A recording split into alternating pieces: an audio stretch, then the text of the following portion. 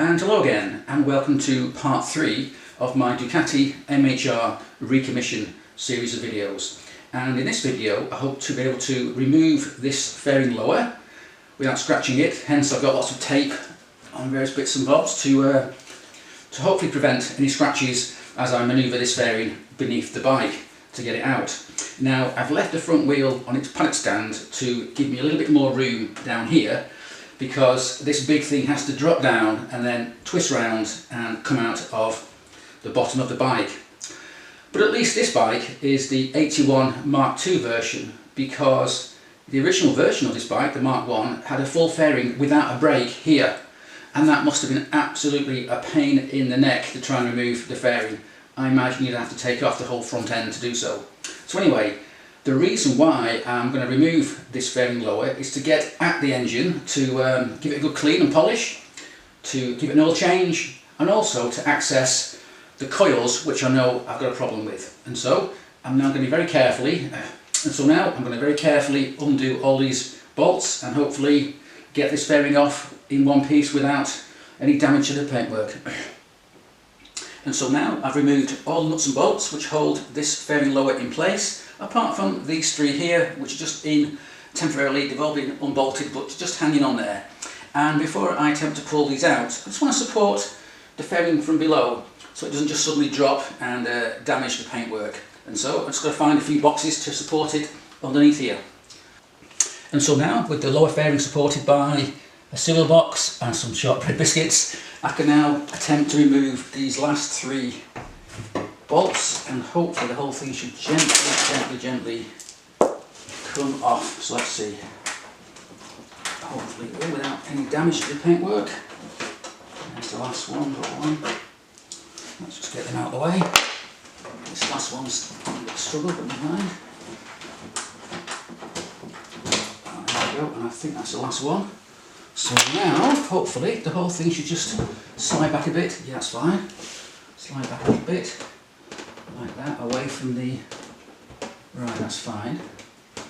And now, hopefully I can remove anything to my scratches. I have got an old towel here on the floor, just to kind of prevent it being scratched on the wooden floor here. So let's just now gently remove this ever so carefully.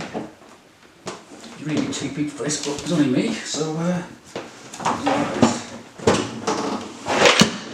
just remove this out of the way.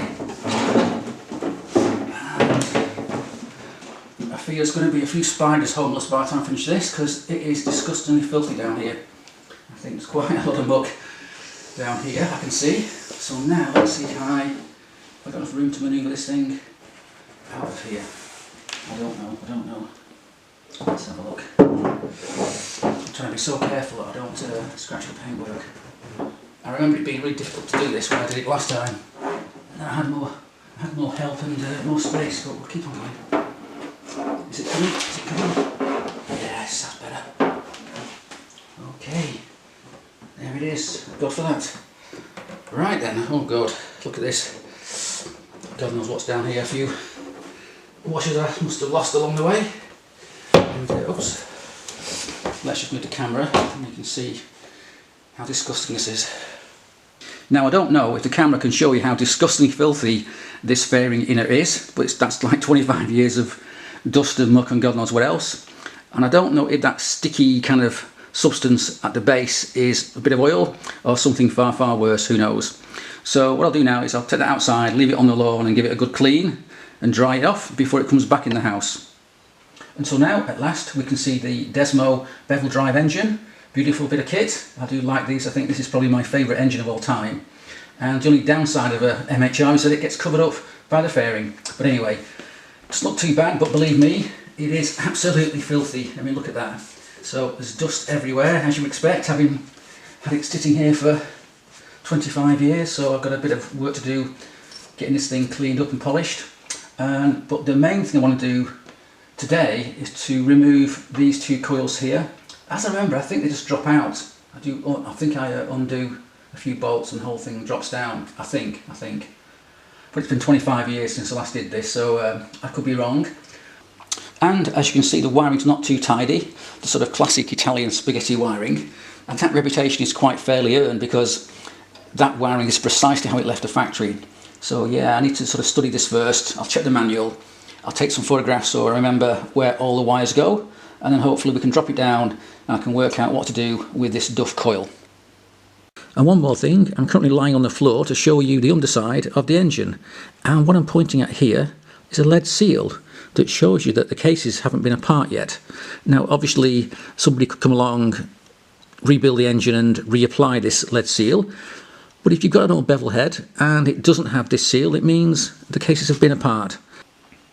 And now with the fairing removed, I can get stuck into polishing all the alloy covers on this engine. These here at the back aren't too bad because I could access them with the fairing in place, but those at the front are pretty bad. Now I know on the camera here it probably doesn't look too bad, but if I zoom in you can see how bad it really is.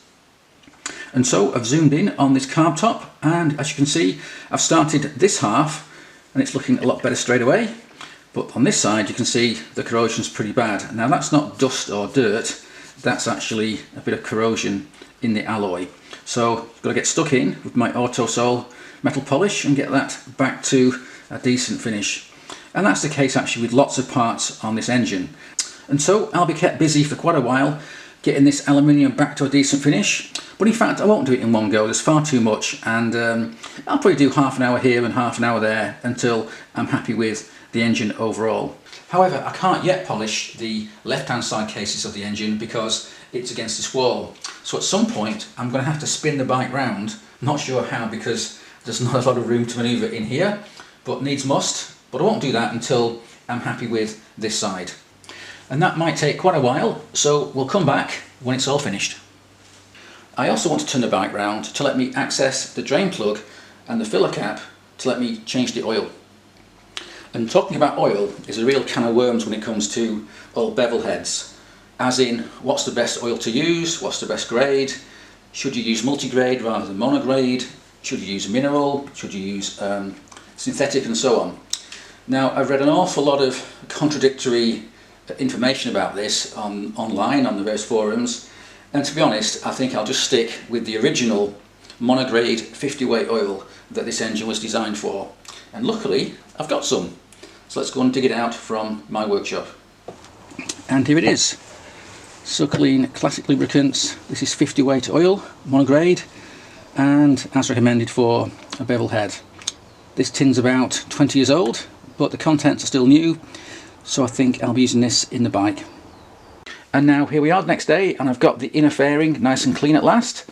And one more point about this fairing is that it's not the original that was on the bike from Ducati.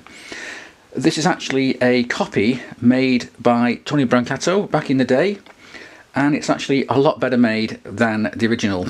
It's much stronger, it's even symmetrical left to right, unlike the original. And in fact the original right now is above my head because it's sitting in my loft where it's been for the last 20 odd years. But the reason why I bought this fairing is not because it's better made, it's because the original was damaged and worn through. Let me just turn this around slowly. Can you see that? Yeah, it was worn through here, where when you lean over a long way, this bit hits the deck and it got worn through from contact with the road. And actually that's one more thing that's a slight negative about owning an MHR, and that is that you do lose a little bit of ground clearance compared to the 900 SS Desmo, which doesn't have this lower fairing. I actually managed to touch it down, and I wasn't really riding that hard back in the day, but I believe this particular version, this particular aftermarket version from Tony Brancato, is made a little bit differently, just a little bit, and gives you a touch more ground clearance. Not sure about that because I've never ridden it with this fairing in place. Yes, that's the fairing now nice and clean. That can stay up here in my spare bedroom along with other bits and bobs for other bikes until the engine is all sorted out and it's back on the road. Okay, so here we are in Les's workshop, and the important thing is we've been working on my Brembo master cylinders and calipers. Calipers so far, not the master cylinders okay, yet. Sorry, because there's the kits there to do that. That's next. So in the box we've got 2 front calipers and a rear caliper. Okay, and they've been done now? They've all been stripped and rebuilt. And what did you find when you did that? Quite a lot of corrosion in the rear caliper. Yeah. The front caliper's perfect, just wanted a quick clean and all the seals replacing. Okay, but the actual pistons were fine? Pistons like new. Yeah. Were they Teflon coated or? The Teflon coated Brembo, well I think all Brembo brake pistons are. Right. Okay, so next up then, we do these, or you do those. I do those. With my little kit here. Yep.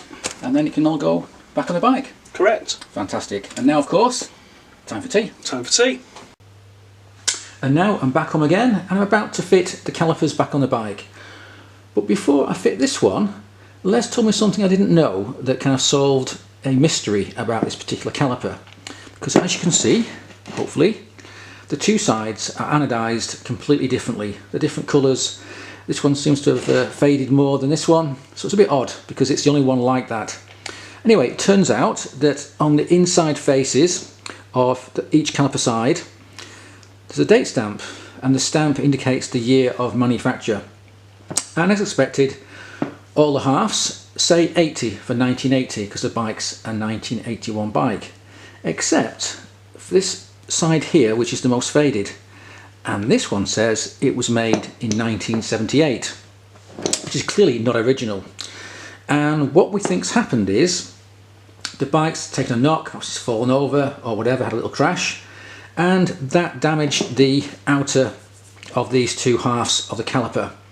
And when they repaired it, they used this older half caliper which has a different anodised finish. And sure enough, if you go back and look at various calipers you can see online, they all seem to have slightly different anodised finishes. Because anodising's a bit like baking a cake. Yeah, you can get close, but you'll never have two cakes exactly the same. And that's the problem with anodising. And so it's getting dark now, and while Barney here keeps an eye on me, I've been working on the brakes of the Ducati. Right there. There they are. And I just refitted these two front calipers, and I've used, where are we? Loctite 243, which is medium strength Loctite, to secure the bolts in place. They seem to be pretty well located, pretty central for the discs, so yeah, that's fine. And now I've got to do the rear caliper next. And today the front and rear master cylinders have been put back on the bike, all rebuilt. And to prove they were rebuilt, here are the original parts out of the two master cylinders. I believe this one's from the front and this one's from the back. Front's not too bad, but this here you can see on the plunger, quite a bit of corrosion. Not something I want to depend my life on. So when it comes to brakes, if there's any doubt, then there is no doubt, you should get it fixed. So these are the parts you get when you buy the rebuild kit, and these are the bits we've taken off the bike. Yes, that's pretty good. But not so fast, because before I bleed the front brakes, I'm going to change these hoses here. And that's because I've never liked the stainless steel Goodrich unions here on the front brake calipers. And I think I'll change them. So instead, I can get a pair of new custom made hoses from Hell, and they'll be about £35 each, or £70 the pair.